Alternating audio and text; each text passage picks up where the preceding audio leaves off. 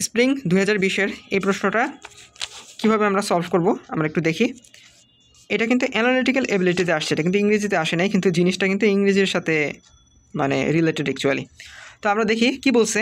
আমাদের এই বাক্যের অর্থটা ভালো করে বুঝতে হবে, তাইলে আমরা হচ্ছে আনসার এখানে বের করে ফেলতে পারবো।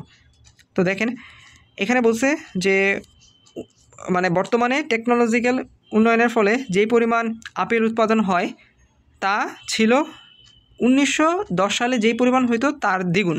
কথাটা এখানে অর্থ এই বুঝাইছে। সো আমাদের এখন দেখি এ বি সি ডি এর মধ্যে কোনটা বসবে। তো এখানে দেখেন বিকজ অফ এই সেন্টেন্সটা double the apples that it has, এইটাই আবার এ অপশনে আছে। এইটা কি এখানের জন্য উপযুক্ত না? এটা কেন উপযুক্ত না? কারণ এই সেন্টেন্সটা বলা হচ্ছে, ঘটনা বলা হইতেছে 1910 সালের ঘটনা বলতেছে, মানে হচ্ছে পাস্ট ঘটনা।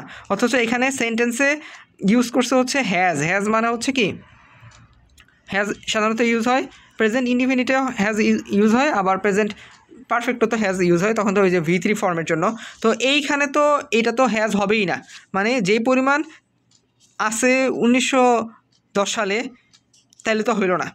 যেই পরিমাণ আছে কথাটা শব্দটার অর্থটা হয় না, এটার ভার্বজনিত কারণে এই অপশনটা বাতিল। ঠিক আছে, সি নাম্বার অপশনে যাই। সি নাম্বার অপশনের যেই কথাটা আছে এখানে বাক্যের মধ্যে বসালে এটা উপযুক্ত হয় না, মানে বাক্যের যে সৌন্দর্য এটা অ্যাকচুয়ালি হয় না। As much as the twice the apples, এইভাবে অ্যাপেলস ইন 1910 এটা হয় না, এটা অ্যাকচুয়ালি হয় না। এখানে আপনার নেই, মানে ইটের পরে কিছু একটা থাকলে সুন্দর হইতো বাক্যটা।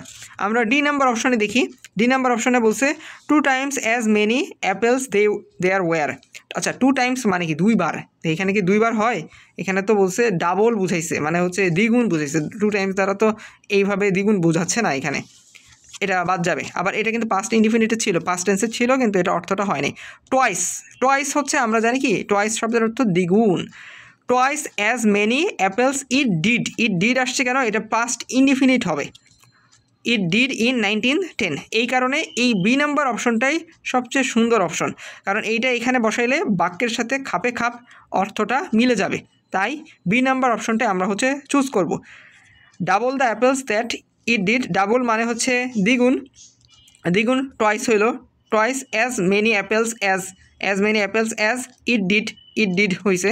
যেহেতু এখানে হ্যাজ ছিল এটা তো হবে না, প্রেজেন্ট তো পাস্ট ঘটনাটা বোঝাচ্ছে হচ্ছে পাস্টের ঘটনার সাথে তো প্রেজেন্ট টেন্স হয় না, পাস্টের ঘটনার সাথে আপনাকে পাস্ট টেন্স ইউজ করতে হবে, পাস্টের ঘটনা অতীতের ঘটনা। তাই এখানে এই বি নাম্বার অপশনটাই সবচেয়ে সুন্দর। আর এইটা হইল না কেন? এইটার বাক্যের মানে মিনিং হয় না। Produces as much as toys the apples in 1910 না, এটার চাইতে এইটা বসাইলেই এখানে বাক্যের অর্থটা toys as many apples as it did, এই অর্থটা সঠিক হয়।